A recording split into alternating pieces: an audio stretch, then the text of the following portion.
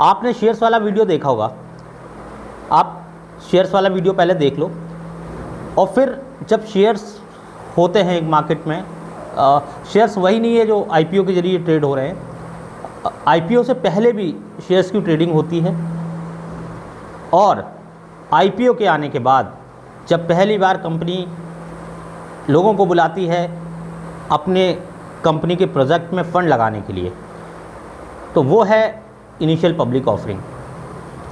Security exchange board of India SEBI, उसके अंदर registered होने के बाद कंपनी रजिस्टर्ड एनएसई के अंदर होगी, कंपनी रजिस्टर्ड बीएसई के अंदर होगी, Bombay stock exchange and national stock exchange. उसके बाद उसका ट्रेड होना स्टार्ट होता है। जब कंपनी आती है आईपीओ के अंदर, तो उसको एनालाइज किया जाता है कि इसके शेयर्स की एक्चुअल प्राइस क्या होनी चाहिए।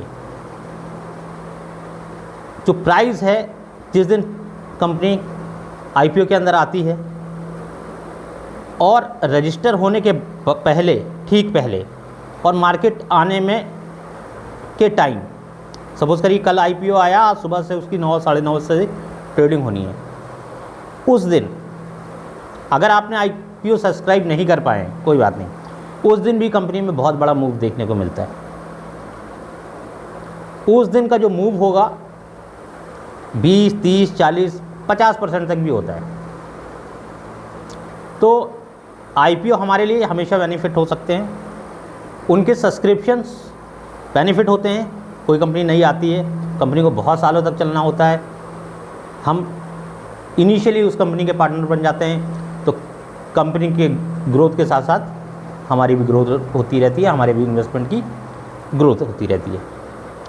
सो किसी कंपनी का आईपीओ ओवर सब्सक्राइब है तो निश्चित तौर पे वो जिस दिन कंपनी ट्रेड होने वाली है, उसका ट्रेडिंग फर्स्ट डे, उस आईपीओ का फर्स्ट ट्रेडिंग डे, उस दिन उस स्टॉक के अंदर वॉलेटिलिटी बहुत हाई होगी। ऑलरेडी ओवर सब्सक्राइब है, वो डिमांड ज़्यादा है।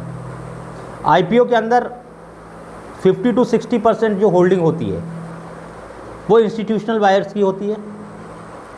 उसके बाद उस इंस्टीट्यूशनल बायर्स के अंदर कुछ हाई नेटवर्थ इंडिविजुअल्स आ जाते हैं, एचएनआईज, क्वालिफाइड इंस्टीट्यूशनल इन्वेस्टर्स आ जाते हैं। उसके बाद जो 40% के बाद जो चीज़ें रहती हैं वो वहाँ पे आते हैं हम जैसे रिटेल इन्वेस्टर्स, हम हुआ आप जैसे। तो किसी कंपनी का जब आईपीओ आता है तो फिर सबसे इम्पॉर्टेंट चीज़ होती है कि हमें थोड़ा सा उस कंपनी के बारे में जानना है। हमें अगर न्यूज़ आई है कि इस कंपनी का आईपीओ आने वाला है, तो थोड़ा सा उस कंपनी के बारे में हम रिसर्च कर लें, कंपनी बेसिकली करती क्या है, कंपनी का क्या बिज़नेस है, कंपनी कितने साल से बिज़नेस में है, और अभी पास्ट जो हिस्ट्री है वो थोड़ा सा बेसिक उसकी वेबसाइट पे जाके या फिर न्यूज़ पे, है ना, उसमें हमें अगर थोड़ा सा भी आपको आइडिया लग जाता है और आपको लगता है कि ये कंपनी है उस स्टैंडर्ड की कि इसमें ग्रोथ हो सकती है। क्योंकि कभी कभी ना कुछ ऐसी कंपनीज आ जाती है ना, सिर्फ वो पैसे बटोरने आती है मार्केट से, पैसे बटोरेंगे और अपना काम करेंगे, है ना, उस तरह की भी कंपनीज होती हैं। तो उसमें फिर इस मार्केट के अंदर स्टडी बहुत ज़रूरी है। ये मार्केट, आंखें खोल के देखो इस मार्केट को।